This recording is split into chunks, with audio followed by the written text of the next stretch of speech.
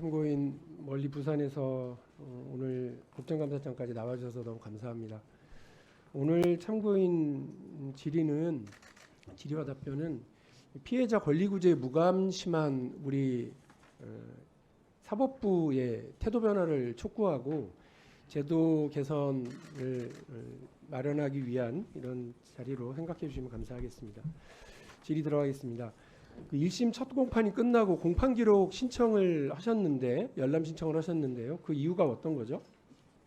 첫 공판에서 사각지대 시간이 7분 정도 있다는 것을 들었고 그때 저도 처음으로 성범죄 가능성을 의심했습니다. 그래서 알고 싶지도 않았던 공판 기록을 봐야겠다고 생각하게 되었습니다. 근데 공판 기록 열람을 신청을 했는데 재판부가 거절했다면서요? 네, 정말 많은 수차례 거절을 당했고 겨우 받을 수 있는 건 공소장뿐이었습니다. 피해자는 재판 당사자가 아니니 가해자에게 민사소송을 걸어서 문서송부 촉탁을 하라고 직원에게 권유를 받았고 하지만 그렇게 해서 받은 공판 기록도 1심이 끝나서야 받을 수 있었습니다. 어디에서도 피고인의 방어권은 주장이 되면서 피해자의 방어권은 어디에도 없었습니다.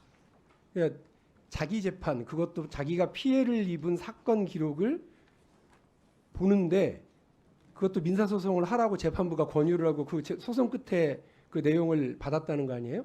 네. 그 내용 보시고 어떻던가요?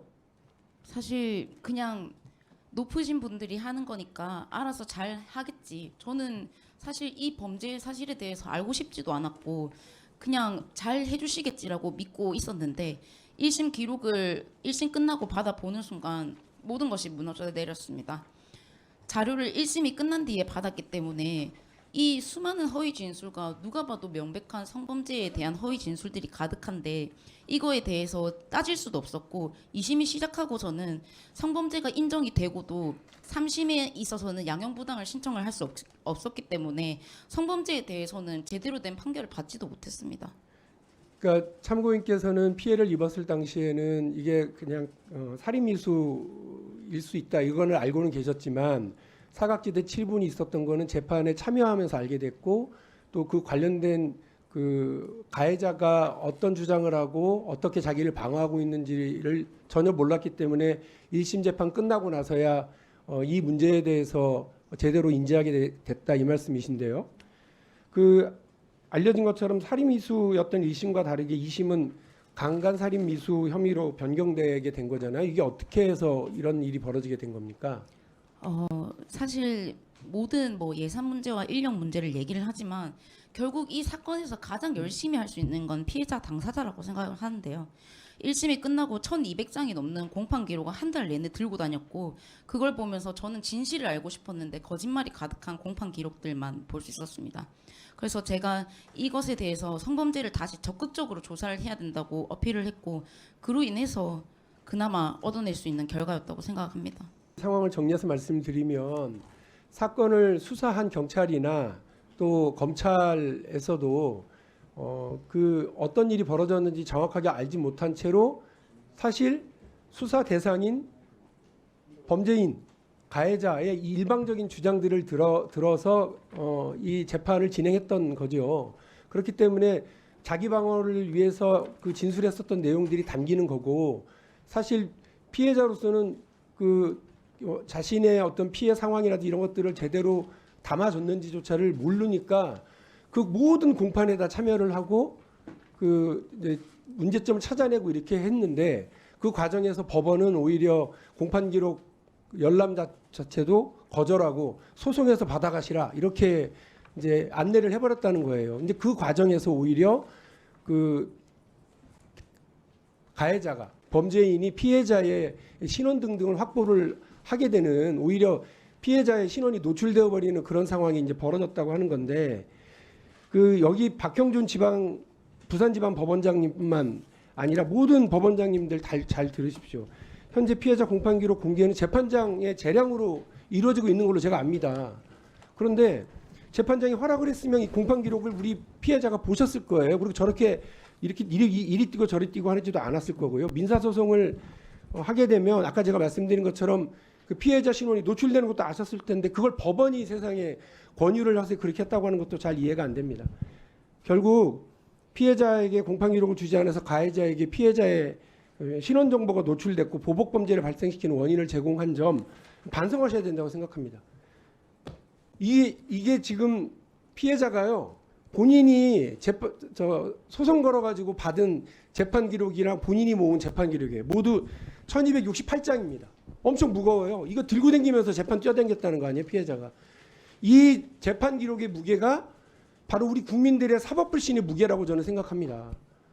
여러분들이 대한민국 범죄 피해자들은 국가가 범죄 피해자의 인권과 권리 보호를 생각하고 있는데 가해자의 오히려 인권과 권리 보호는 생각을 하는데 그 피해자의 인권, 권리 이 부분에 대해서는 제대로 관심을 갖지 않는다는 게 국민들의 생각이에요. 그 부분에 대해서 깊이 좀 생각해 주시면 좋겠고요.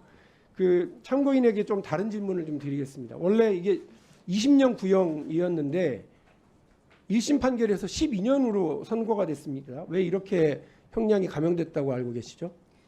가해자가 꾸준히 반성문을 냈었고 저는 무슨 반성문인지도 모르지만 양형 기준으로 반영이 되어서 죄를 일부 인정한다는 부분으로 판결을 했습니다. 가해자는 1심 공판 내내 지금 있었던 이 1심 공판은 결국은 중상해가 아닌 살인 미수건이었습니다. 그런데 1심 공판 내내 살인 미수에 대해서 인정한 적이 한 번도 없는데 어떻게 이 가해자의 반성이 그리고 가해자의 인정이 양형 기준이 되는지는 전혀 인정을 할 수가 없었습니다. 반성문을 봐도 사실은 자기가 왜 이런 그 구형을 받아야 되는지 모르겠다고 억울해하고 그러던데 반성 없는 반성문 때문에 감형이 됐다 이 말씀이시잖아요. 네. 그리고 1심 판결 이후에 가해자로부터 보복 범죄 가만두지 않겠다 이런 협박 이런 것들이 있었던 걸로 아는데 사실이죠? 네. 어느 기록도 보여주질 않으니까 저희가 참여할 수밖에 없었습니다. 그렇게 피해자가 계속 참여를 하고 공판 때마다 열심히 참석하는 그 모습이 가해자가 오히려 그 형벌을 많이 키웠다. 피해자 때문에 키워졌다라고 얘기를 했습니다. 전혀 그렇지 않은데 제가 마치 열심히 참석을 했기 때문에 이렇게 자기가 죄를 받은 거다라고 하면서 증오심을 표출했고 구치소 같은 방 재소자한테 뭔가 외출하거나 그러면 저를 찾아가서 죽이겠다. 배로 때려서 죽여버리겠다. 현재 주소를 달달 외우면서 다음번에는 꼭 죽여버리겠다라는 얘기를 했습니다.